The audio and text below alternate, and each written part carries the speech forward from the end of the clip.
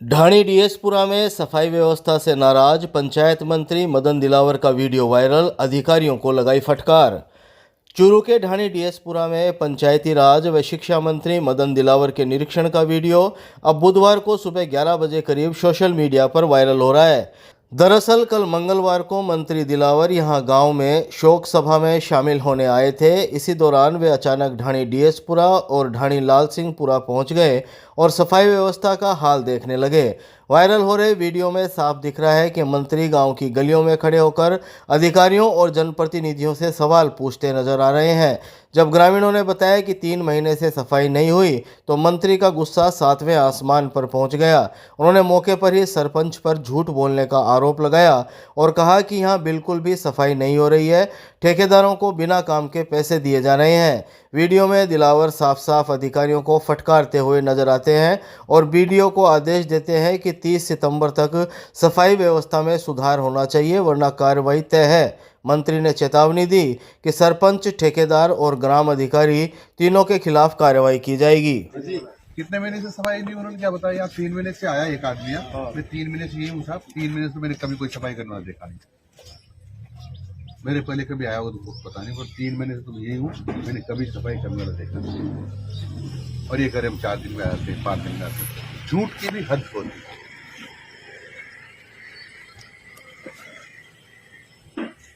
ये कौन सी पंचायत है?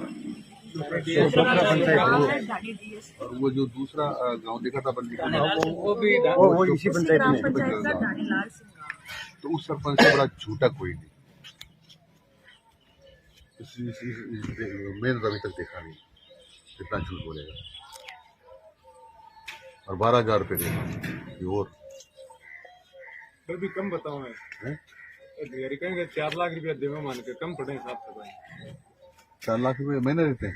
अब महीना मान के कौन? अरे सरपंच साल के 4 लाख हम ऐसा नहीं होता, किसी भी पंचायत को 12 लाख रुपए से कम देते नहीं हम लोग सफाई के लिए। कोई भी पंचायत हो, हर हम नाप से पैसा देते सफाई का।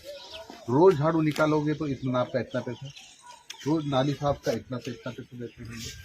अगर जितनी दूरी ज्यादा फेंक उसका भी उस हिसाब से पैसा देते हैं। वो 1 लाख रुपए जुड़ता, 1 लाख भी देते, 5 लाख भी देते, 5 लाख। फिर तो बातचीत करी नहीं तो आई जवाब आएगा हमारे पास इतना बजे टावर देता हूँ करा झूठ बोलते आपको तो मान के मेरे क्या नहीं जवाब। मेरे को झूठ बोला तो आपको तो बोला ही बोला होगा। मेरे को जब झूठ बोला है तो आपको तो बोला ही बोला।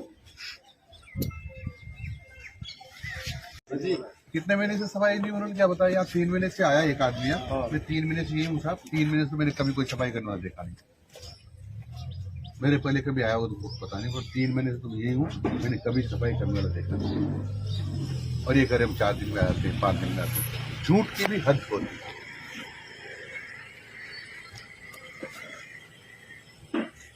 ये कौन सी पंचायत है? और वो जो दूसरा गांव देखा था बंदी, वो इसी पंचायत में। तो उस सरपंच से बड़ा झूठा कोई नहीं। मैंने तो अभी तक देखा नहीं कितना झूठ बोलेगा। और 12,000 रुपये देगा और फिर भी कम बताओ मैं कहेंगे 4 लाख रुपया देवे मान के कम पड़े हिसाब से भाई। 4 लाख रुपये महीने देते हैं। अब महीना मान के कौन? अरे सरपंच साल के 4 लाख हम ऐसा नहीं होता, किसी भी पंचायत को 12 लाख रुपए से कम देते नहीं हम लोग सफाई के लिए। कोई भी पंचायत हो, हर हम नाप से पैसा देते सफाई का। रोज झाड़ू निकालोगे तो इतना नाप का इतना पैसा, रोज नाली साफ का इतना से इतना पैसा देते हैं। अगर जितनी दूरी ज्यादा फेंक उसका भी उस हिसाब से पैसा देते हैं। वो 1 लाख रुपए जुड़ता, 1 लाख भी देते, 5 लाख भी देते, 5 लाख। फिर तो बातचीत करी नहीं तो आई जवाब आएगा हमारे पास इतना बजे टावर देता हूँ करा झूठ बोलते आपको तो मान के मेरे क्या नहीं जवाब। मेरे को झूठ बोला तो आपको तो बोला ही बोला होगा। मेरे को जब झूठ बोला है तो आपको तो बोला ही बोला होगा। तारानगर लुणास मार्ग पर सड़क हादसा, घायल 25 वर्षीय युवती को जिला अस्पताल लाया गया। चूरू जिले के तारानगर से अपने गांव लुणास जा रही 25 वर्षीय युवती सड़क हादसे में गंभीर रूप से घायल हो गई। गंभीर घायल को चूरू के राजकीय भर्ती अस्पताल के आपातकालीन वार्ड लाया गया, जहां उसका इलाज चल रहा है। सूचना के बाद अस्पताल चौकी पुलिस ने मामले की जानकारी जुटाई। अस्पताल चौकी पुलिस से बुधवार शाम 6 बजे करीब मिली जानकारी के मुताबिक गाँव लुणास की 25 वर्षीय सरिता तारानगर में जॉब करती है। जब सरिता स्कूटी पर घर लौट रही थी, तभी रास्ते में किसी अज्ञात वाहन ने टक्कर मार दी। टक्कर इतनी तेज थी कि स्कूटी असंतुलित होकर गिर गई। हादसे में सरिता को सिर में चोट आई। हालांकि उसने हेलमेट पहन रखा था, जिससे बड़ी दुर्घटना टल गई।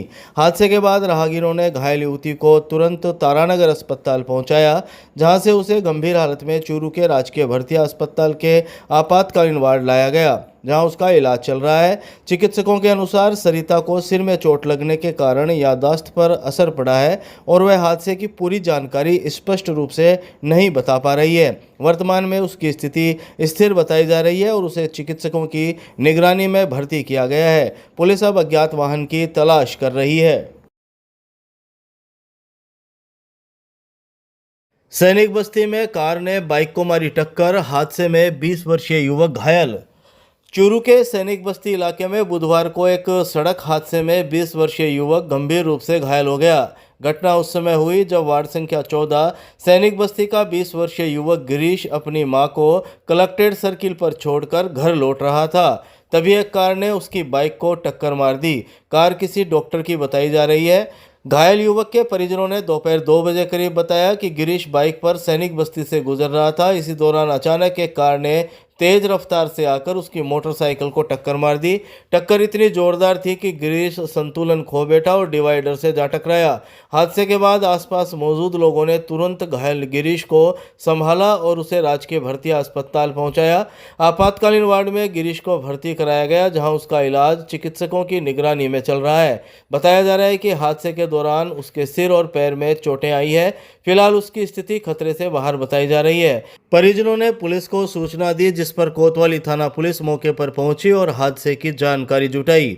इस घटना के बाद परिजनों में आक्रोश देखा गया। परिजनों ने कहा कि कार ड्राइव कर रहे व्यक्ति ने घायल युवक को संभाला तक नहीं। सैनिक बस्ती में कार ने बाइक को मारी टक्कर, हादसे में 20 वर्षीय युवक घायल। चूरू के सैनिक बस्ती इलाके में बुधवार को एक सड़क हादसे में 20 वर्षीय युवक गंभीर रूप से घायल हो गया। घटना उस समय हुई जब वार्ड संख्या 14 सैनिक बस्ती का 20 वर्षीय युवक गिरीश अपनी मां को कलेक्ट्रेट सर्किल पर छोड़कर घर लौट रहा था। तभी एक कार ने उसकी बाइक को टक्कर मार दी। कार किसी डॉक्टर की बताई जा रही है। घायल युवक के परिजनों ने दोपहर 2 बजे करीब बताया कि गिरीश बाइक पर सैनिक बस्ती से गुजर रहा था। इसी दौरान अचानक एक कार ने तेज रफ्तार से आकर उसकी मोटरसाइकिल को टक्कर मार दी। टक्कर इतनी जोरदार थी कि गिरीश संतुलन खो बैठा और डिवाइडर से जा टकराया। हादसे के बाद आसपास मौजूद लोगों ने तुरंत घायल गिरीश को संभाला और उसे राजकीय भर्ती अस्पताल पहुंचाया।